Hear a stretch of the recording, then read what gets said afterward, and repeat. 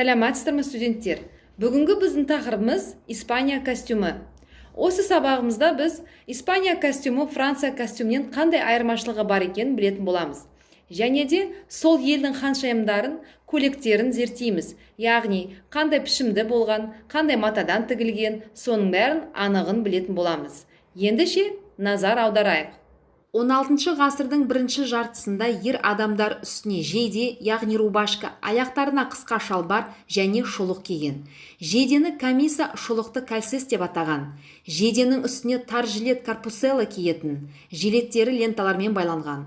16 ғасырдың басында сыртқы киім күртешенің ерекше түрі хубон пайда болды. Итальяндық джуфон сияқты. Хубаның кеуде жағы денеге жабысып, жағасы тік, жеңдері кең болған. Иық жапқыштары исичоны деп аталған.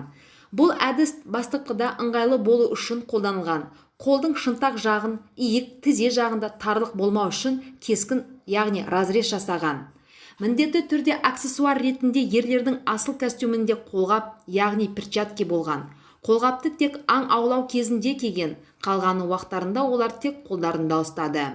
Шіркеуге кірерде және би билеген кезде қолғапты белбеуге қыстырған. Әйелдер костюмы. 16 ғасырдың әйелдердің көйлектері үстіңгі жағы тығыз каркастан жасалған. Белі жағы тар болған.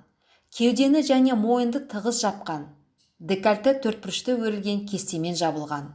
Төменгі белдемшелері металдан жасалған ілмекке, яғни обруч кигізілген.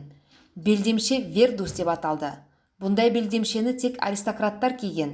Үстіңгі жағынан қарап парчамен қапталған және қымбат тастармен безендірілген. Бұндай белдемшені кию үшін жерге қойып, ішіне кірген соң корсетке қадаған. Енді Испания әйелдер костюмын салайық.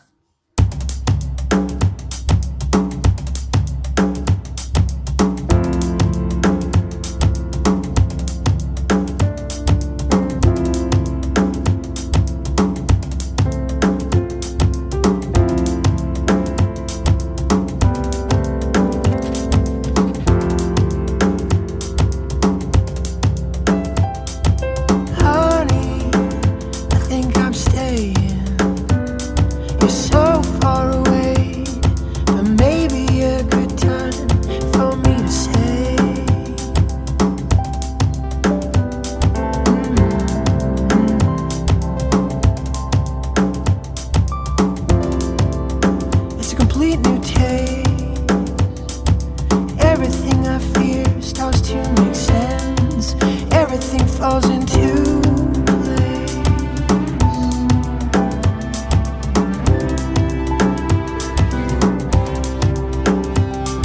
The sun in the afternoon, the stars on the moon.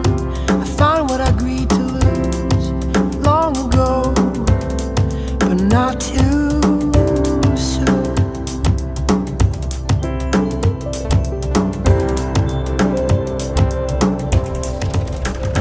But her voice whispers, all you need to have is in my arms. Испания костюмы дене пішімдерін жасырып, оларды қатаң схемаға бағындырды. Әйелдердің киім пішімі 2-3 бұрышқа ұқсады. Мұндай костюмдегі испан ханымдар салмақты және инабатты болып көрінді. Үй тапсырма, эскиз салу, 5 ежелгі костюм және де Испания тақырыпқа сәйкес коллекция шығару.